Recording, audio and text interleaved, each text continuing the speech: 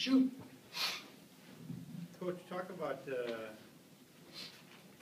defense. In the fourth quarter, you held them on 3 4th-down possessions, once at your 30, once at your 16, and at the end of the game at their own 23.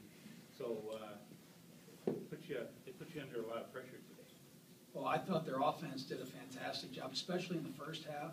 There's not a whole lot of times that we go into the middle of the second quarter and it's 14-0, or end of the first quarter, whatever it was. And that's not a position that we're used to being in. I'm very happy our guys didn't panic or overreact, but I thought they had a fantastic game plan. Certainly had really nice talent on the offensive side. And it wasn't just the run back. He's fantastic. And, he finished his career with a senior year of 2,000 yards. I think he went over that mark. But he also had a really nice offensive line in front of him. And I thought they really got us on those 2 vertical balls down the middle, which were disgusting as we look at it. Certainly that's unacceptable to allow those balls. But you got to credit them too, because they must have had us a little too much dialed into the run. And the fact that that was working is probably what opened up the pass. What I find entirely amazing is, like most good run teams, there were many times where we felt we had a nice push up front, and we figured out it's going to be 2-3 yard gain. All of a sudden, it's 2nd and 5, he kind of skinnies through there and gets some extra yards. So he was a tough back to have to defend. Second quarter last week, 27 points this week, 21. What is it about just getting out the schneid out in the first quarter and sparking out in the second? Well, I think it's a little different if you watch. I think that's a trend for us when we play playoff teams. As I've said before, we want to come out and start fast, just like everybody does. But the reason why I think the other teams might have some success is 2 reasons. Number one, because they're good. They're in the playoffs too. There's 16 teams playing, and Elmhurst is one of them. But the other is because you don't know that team intimately like you do a team in your league. So there's a little bit of a feeling out period. Now, I wouldn't want to have to feel out another 14-0 deficit, so we're going to have to work on that. But I do think our kids do a phenomenal job, and coaches, of figuring out in 2 or 3 drives what they're going to do, at least how they want to win, and then taking that away. And I think that's why we usually bounce back well in the second quarter. Could you talk about the play of your quarterback? Obviously, completed all 6 passes in the first half. All 8 passes. Matt did? Mm-hmm. Good job. No idea. I think Matt, the term dual threat is thrown around quite a bit. I do think Matt is one of those quarterbacks that can hurt you with the pass and hurt you with his feet. Today, he probably rushed for, my guess would be close to 100 yards. Yeah. Did not throw the ball nearly as much as we wanted to, and it was not funny. It's just when we came out, we moved the ball right down the field, and we got a penalty, which backed us up, and we didn't convert. And then on the second drive, we fumbled the second ball. Had a fumble. And so we weren't able to get into our rhythm until really the second quarter. And so we did not throw it nearly as much as we thought we would. And I think the game and how it unfolded probably lent itself to that. But the fact that when called upon, he made the plays was very impressive. Namely, the deep ball to Matt Mashevitz for the touchdown, which I really think sparked this. Because at that point, I think it was a 14-7 game.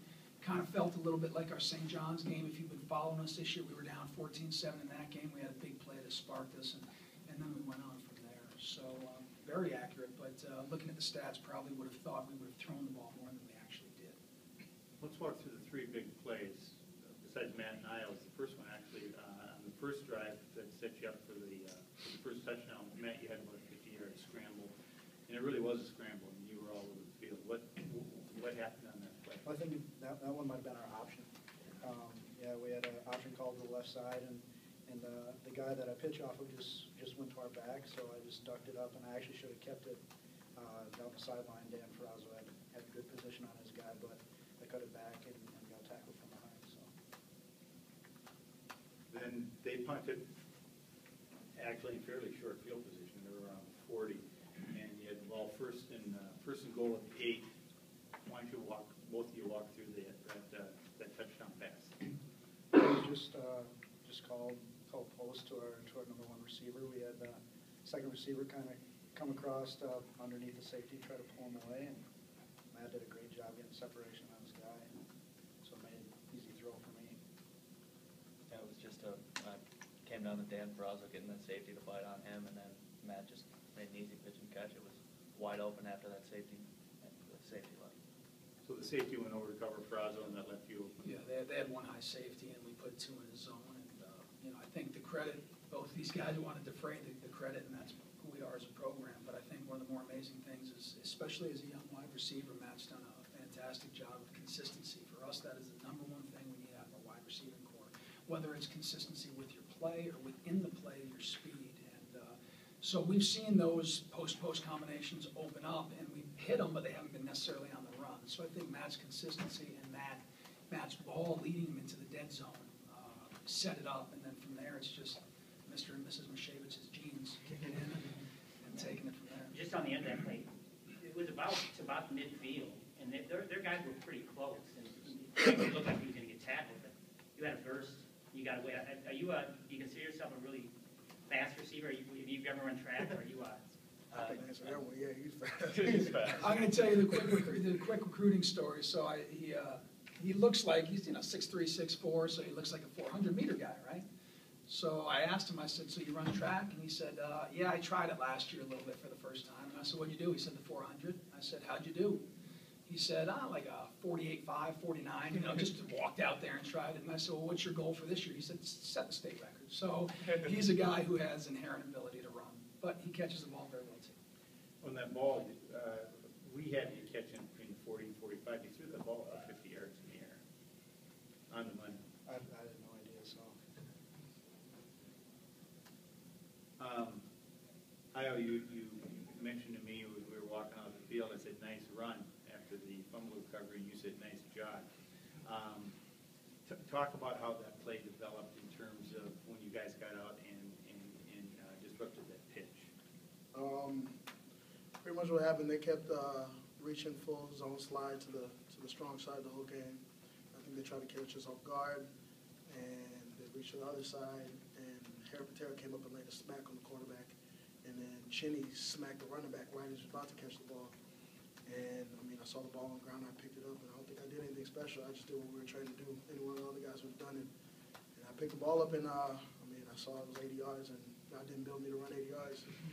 So I was trying to give the ball to Chinny or Dan Bedore, who are some burners on defense, but they were too busy blocking, so I'm like, all right, let's do it. And I just slowly trotted my way into the end zone. The score on defense was certainly pivotal, but I think the turnover was probably more so because I think it might have gotten them out of their rhythm a little bit.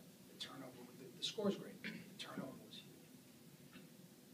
They were, they were inside. They were in the red zone several times that you guys were able to hold them. Once to a field goal, other times with turnovers or on downs. So the defense bent today, but it didn't really break. And that's a term that's overused in football. And we don't really care about yards around here. We do care about points allowed. But when we put ourselves in that position because they drive the field, or whether an offense or special teams unit puts our defense in that position, our goal is to make sure that we hold them to a field goal attempt, and then from there we'll obviously go after it and block it. But for them to come up with that field goal, I think kind of really kept the game tight. And they hit their field goals, and we were 1 for 3, I think, on field goals. One was blocked, the other was bad. And you guys know this. You followed us all year long. You know the score before the half is who we are.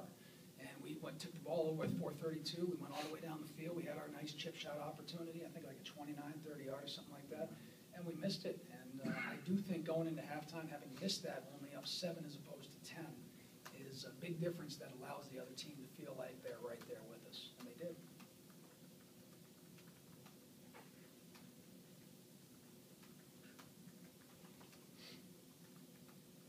anybody else? Coach, Your you know next anything week, about Coach? Hobart? Next week, I do. We played Hobart when I was at Ithaca every year.